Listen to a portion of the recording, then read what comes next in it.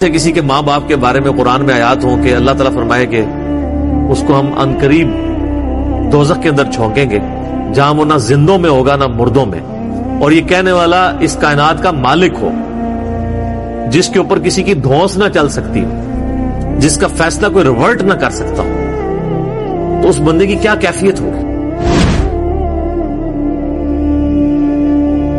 عمر series کے اندر انہوں نے یہ سین بھی فلمایا ہے۔ جب خالد بن ولید مسلمان ہوئے نا تو کافروں نے اب ان کو تانا دینا شروع کر دیا کہ اس نے وہ دین قبول کر لیا ہے جس کی جو ٹیکسٹ بک ہے اس میں اس کے باپ کے بارے میں اتنی سخت باتیں موجود ہیں، تو یہ کیسے تلاوت کرے گا ان آیات کی؟ تو سیدنا سالم جو بخاری مسلم میں آتا ہے 4 بندوں سے قرآن سیکھو، ان میں سے ایک ابن مسعود بھی ہیں، ابی ابن کعب بھی ہیں اور سالم بھی ہیں۔ یہ یعنی ینگ سے نوجوان تھے، ان کے پاس حضرت خالد بن ولید آتے ہیں اور کہتے ہیں مجھے قرآن سکھاؤ۔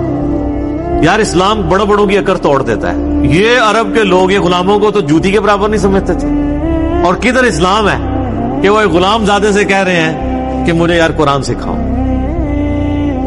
تو انہوں نے کہا ٹھیک ہے، انہوں نے کہا سب سے پہلے مجھے وہ آیات سکھاؤ جو میرے باپ کے بارے میں نازل ہو۔ ہائے ہائے ہائے ہائے، سر کتنا جگرا چاہیے!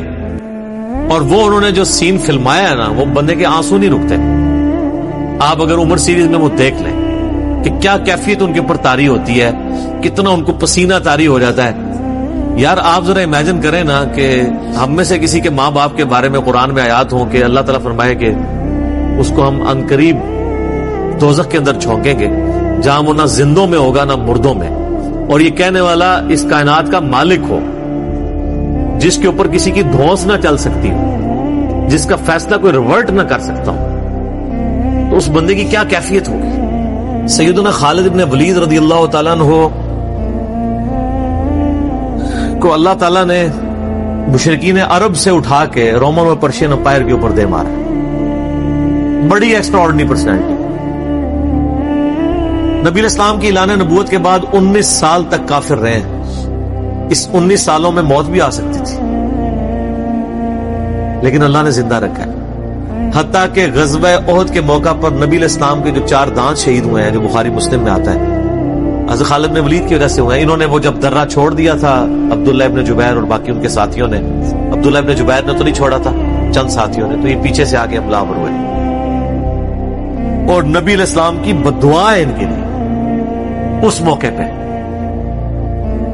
نبی علیہ السلام کی مبارک زبان سے نکل گیا، اللہ ایسی قوم کو کیسے ہدایت دے گا جنہوں نے اپنے نبی کا چہرہ خون سے رنگ دیا۔ تو سورہ ال عمران میں جہاں پہ صحابہ کرام کو اللہ تعالیٰ نے گرفت کی ہے نا 60 آیات میں کہ غزوہ احد پہ تم نے یہ غلطی کی، پھر اینڈ پہ معاف بھی فرما دیا، پہلی گرفت نبی علیہ السلام پہ آئی ہے، لیس لک من الامر شیء۔ نبی آپ کو تو کوئی اختیار نہیں، اللہ چاہے ان کو ہدایت دے دے۔ ہوئے ہوئے ہوئے ہوئے، اور اسی کو ہدایت بھی مل گئی۔ اسی پیگن کو اللہ نے اٹھایا ہے۔ پیگن انگلش میں کہتے ہیں بت پرست۔ آپ گوگل پہ جا کے لکھیں حضرت خالد بن ولید کا تعارف، کہ ایک عرب کا پیگن اللہ نے اٹھا کے اسے رومن اور پرشین امپائر میں لٹوا دیا۔ پھر 19 سال تو کفر میں گزرے ان کے، اسلام میں ان کے 19 سال نہیں گزرے سر، بمشکل 10-11 سال، لیکن انہوں نے اپنے 19 سالوں کے بھی سارے گناہ دھلوا دیے، جو کچھ کیا پھر، اور جو کچھ اللہ نے ان سے کام لیا۔ یہ ایک الگ سے تلخ حقیقت ہے کہ سیدنا خالد بن ولید سے نبی علیہ السلام کے مبارک زمانے میں بھی اور بعد میں بھی بحیثیت انسان کچھ غلطیاں ہوئی ہیں، بخاری مسلم میں رپورٹ ہوئی ہیں، لیکن کسی شخص کی چاند ایک غلطیوں سے اس کا پورا پلڑا ادھر کا ادھر نہیں ہو جاتا۔ اللہ بھی قیامت والے دن نیکیوں اور برائیوں کو تولے گا۔ نیکیاں زیادہ ہوں گی تو پھر اس کو یہ نہیں کہا جائے گا کہ یہ تو نے اتنی بڑی برائی کیوں کی تھی، پھر وہ پاس ہو چکا ہے، چاہے کسی ایک سوال میں اس کے 0 نمبر بھی آئے ہوئے ہیں، پاس ہو چکا تو اس کا تانا بھی نہیں دیا جائے گا، نیور۔ تو 2-4 واقعات کو لے کے اس طریقے سے کسی بندے پہ چڑھائی کرنا یہ بالکل زیادتی والی بات ہے۔ سیدنا خالد بن ولید سیف اللہ ہے، اس میں کوئی شک نہیں ہے،